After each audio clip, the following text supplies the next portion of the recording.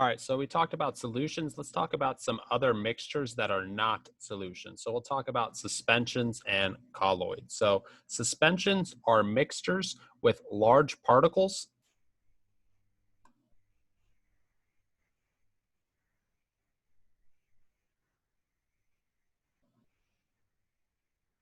And the key fixture of a suspension is that it will settle out.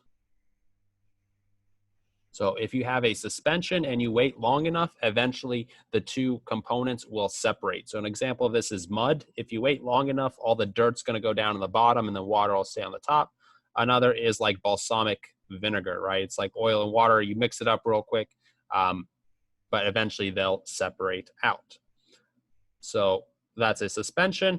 What's a colloid? So a colloid is similar to a suspension in which you have large particles, but they don't settle out. So they do not settle out, right? So the main difference between a suspension and a colloid is whether it will or will not settle out. Some other properties of colloids are that they're non-transparent, so you can't see through them.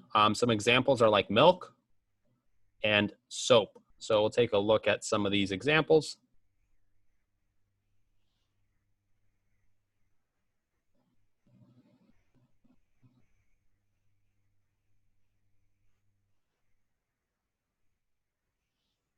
So on the left here, we have a solution. We have a solution, right? We have salt water here that's never gonna settle out, and it's completely transparent. Next up, we have a colloid. So that's like milk. If you let milk sit, it won't settle out. If you're thinking about, oh, eventually it'll turn into cheese, that's chemical reactions and it going bad. But if you could keep it good, theoretically, it would last there forever. And in this case, these large particles are fat globules, right? Fat globules that are staying in. And then finally, we have a suspension.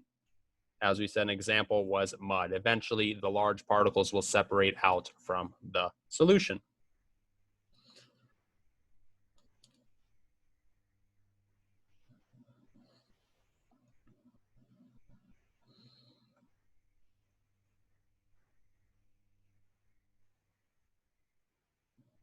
Here's just some more examples of some colloids.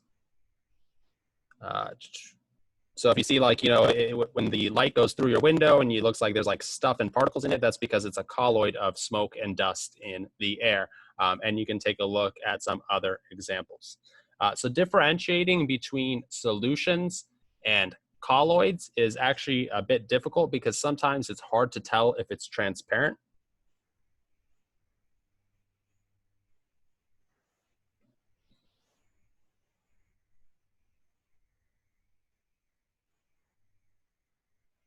And so what we use there instead is what's known as the Tyndall effect. And so basically, large particles will refract light, whereas dissolved particles will not. So what we do is we shoot light at something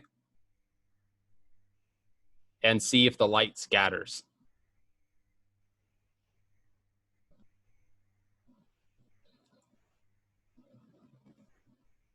So here's a picture demonstrating this.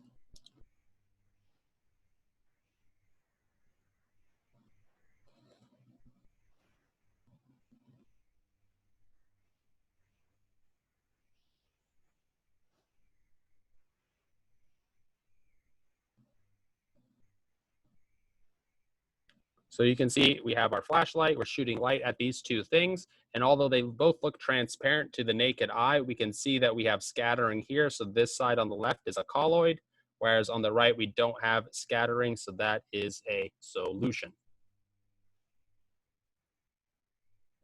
There's two main ways to make colloids.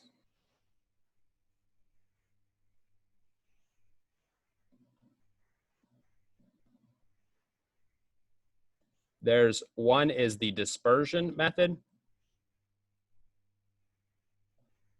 So in the dispersion method is basically you have large particles and then you break them down. So the paint is made in this way. And then there's the condensation method.